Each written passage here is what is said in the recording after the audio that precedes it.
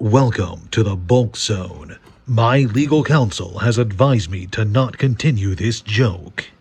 Hey there, kiddos, and welcome back to the channel. I'm Uncle Frank, hoping that you are having a great day. And in today's video, I'd like to sit back in my very squeaky chair, relax, because there's a nice rain outside. I don't know if you guys can hear it or not, and have a little conversation with all of you about success in the world of trading card games. And I suppose ask a question, basically, and hope to answer said question, obviously. How is success measured by the companies behind the various TCGs out on the market? You see, there are a lot of card games produced by a lot of different companies, and there have been a plethora of them throughout the decades. And look, even just counting the big ones, there's more than 5 large TCGs on the market right now, and plenty of smaller ones, and even a group of indie TCGs that I've barely even had a chance to look at. And it seems every year more and more come out, and more fail, fall by the roadside, are forgotten by the sands of time. But it makes you wonder, what is the primary measurement through which these games have their success measured by the people behind them? And the answer won't surprise you one bit. It's sales. I know it was a terrible lead in there, but really it is sales. Sales and sales alone really do determine how successful a game is, and a lot goes in to trying to figure out what causes a game's sales numbers to go up and what causes a game's sales numbers to go down. And yes, there are other factors that go into it. You know, there can be the cost of production, there can be all kinds of behind the scenes stuff, licensing fees, etc. There's production costs, licensing fees, distribution costs, cost of storage. But all of that stuff is secondary, because all of that stuff can get as high as it needs to be. But as long as sales are great, none of that other stuff matters. At the end of the day, the success, the life and death of a card game is built almost entirely on how well it sells. And how well it sells is influenced by, in turn, a bunch of factors. Playability, desirability, collectability, mass appeal, speculative frenzy, etc. There's a lot that goes into fueling individual sales. And curiosity, too. There can be people who pick up a new card game just because they want to try it. They might not be repeat customers, but, you know, that's neither here nor there. You know, when you look at the world of TCGs, a lot of people like to evaluate various card games based on a bunch of random, seemingly arbitrary goalposts. You know, this card game is good because it has collectability. This card game is good because it is based on an IP that has a huge fandom. Or this card game is great because it's got mega special ultra boxes, and people are speculating that in 10 years those are going to be worth 10 times what they're worth now.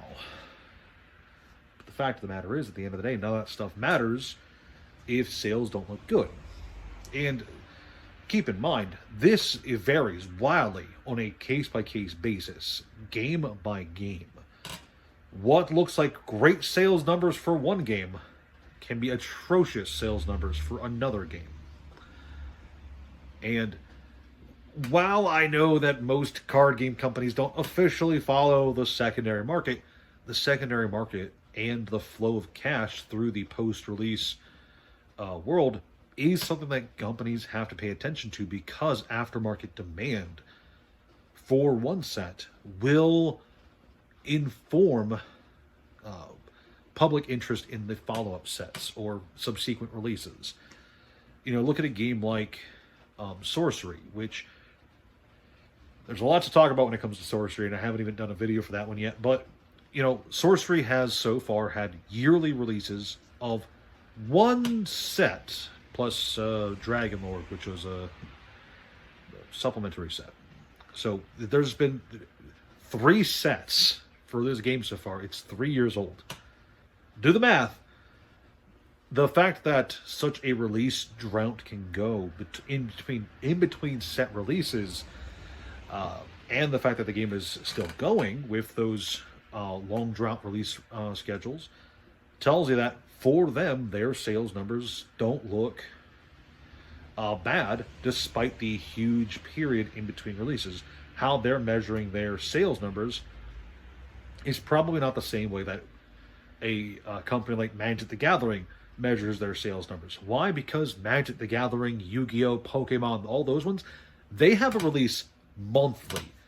All of these big TCGs, Magic, Pokemon, Yu-Gi-Oh, they have monthly releases or near monthly releases. I know it's not exactly once a month for everything, but in between the booster boxes, decks, ancillary products for all of these games, there's basically a monthly release of every one of them.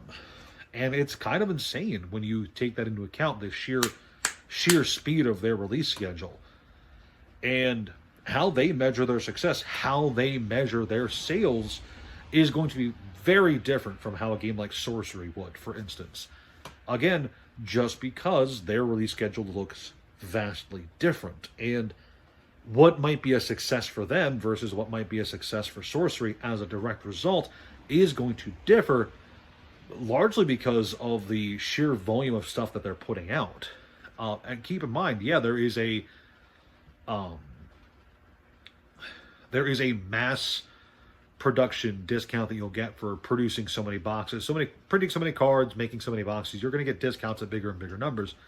But at some point, you're putting so much out there on the market anyway that your costs are still absolutely huge. So when you're putting out a new set every few weeks, basically, consisting of hundreds of cards, tens and tens of thousands of boxes, I had that the other way around, but it doesn't matter. Lots of boxes are coming out for your product basically every month. You're going to evaluate sales numbers differently. And at the end of the day, what I'm really trying to get at in this video is those sales numbers are going to inform your decisions. Again, not just the release day sales. Yes, the companies primarily care about distribution, ordering from them, and stores in turn ordering from distribution. But they also have to care, and they do care a lot, about post-release, aftermarket, secondary market sales, because that can go a long way to informing a company how actually popular their card game is, how popular that release is after the initial hype has kind of died down. Let's look at a set like, okay, this has nothing to do with Spider-Man as a set, but let's look at Spider-Man as an example. In the weeks leading up to release, Spider-Man looked like another Final Fantasy, where the hype and fervor was so huge that the price was rapidly rising to $1,000 almost. And then all of a sudden, it quickly got slashed in half, basically right at release. And now after release, it's been slowly crawling below what it was selling at release. And you can bet your bottom dollar that Wizards of the Coast is paying attention to that. And you can bet Konami in turn. Konami is very much aware of the fact that most of their boxes come out, and the day after release, they're losing 30% of their value or more. Same thing with Pokemon. Anybody who thinks the Pokemon company is not aware of the situation with the TCG and the Walmart buyouts, the Costco fights, the sheer volume of people lining up at 3 a.m. outside of GameStop, they're aware of the secondary market demand for their game. They're not blind to it. They're very much aware of it. And that awareness for each of these three companies, their awareness of the secondary market response to their game informs what they are going to do as individual companies for further sets. And if things are good enough, they're going to ramp up production. And if things are bad enough, they're going to slow production down. In theory. There could be other decisions behind the scenes, but in theory, the better a game sells, the more of it you want to produce, so that more sales happen, so you get more money in your pocket, right? Profit is profit, that's good. If sales are slowing down, you as the company don't want to be stuck with excess product for the next release, so you cut a bit back on the next few sets, hope that sales improve, but for now, at the very least, you want to cut things down. But what happens when sales get so bad that they don't recoup your costs? Let's say that you produce a set or several sets in a row that do abysmally. They do not meet expectations. You have licensing fees to pay because this is a licensed TCG of some video game or anime or movie or whatever. Your production costs aren't really recouped. Well, then at that point, it only really takes one or two bad sets to start raising red flags and alarm bells. Because honestly, yes, companies make absolute profits. It's so cheap to produce a box of cards and there's so much money to be made in it, right? But that's if they sell. And companies need liquid capital to move on to the next thing. So if a company were to put out a theoretical, I don't know, what's a very popular anime in the last 5 years? If a free run TCG was produced, okay? If a free run TCG was produced, and the first 2 or 3 sets sold amazing, awesome, good job. They sold great. The first year of free run sets looks amazing, very popular. It's got everything. It's got collectors. It's got scalpers. It's got entire dedicated YouTube channels just to talking about the free run TCG, and not a single one of those content creators has ever read the manga, which I wouldn't recommend, but that's beside the point. Well, what happens if suddenly that initial hype, that initial fervor dies down, and the next 3 sets are all duds? They MSRP at $120, and they're selling on the secondary market weeks after release for $60, $75, and that's for 3 sets in a row. Players are avoiding tournaments. They aren't attending major releases in the numbers that they were hoping. Well, that free run TCG is probably going to shut down. It doesn't matter what caused. It does not matter what caused this decline in sales and player-based attendance. It doesn't matter what the cause was, whether it was gameplay, collectability, mass printings, whatever. The cause could be anything. At the end of the day, the result is the same. Sales go down to a point where it is no longer feasible to continue producing the TCG, and it has to get shut down. So at the end of the day, I really want to articulate this. Yes, attendance at major events is something to measure success by. How much people are talking about your card game online, that is something to measure success by. How many people have dedicated YouTube channels and are building huge collections of your card game? Absolutely something to measure success by, right? But at the end of the day, only one thing, I'm not going to use my pinky, only one thing really matters when it comes to card game companies measuring the success of their individual card games, and that is sales. Sales are it. And whatever comes along to cause dips in those sales, companies in turn have to move swiftly to try and adjust and account for whatever caused the dip in sales. If they can fix it, awesome. If they can't fix it, then whether it's something beyond their control, like just bad markets, or whether it's something in their control, like they overprinted a set or 2.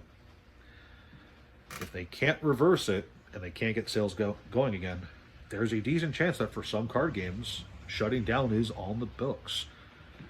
And again, this is not about any card game. I don't think I said this at the start of the video, but this is not about any card game in particular. This is just me discussing how success is measured in the card game world. So I hope you guys enjoyed the video. Please like, share, subscribe, all that jazz. Leave a comment down below if you agree with my words of Uncle Wisdom, or if you think I'm crazy. I might be a bit of the latter. I'm a crazy old man after all.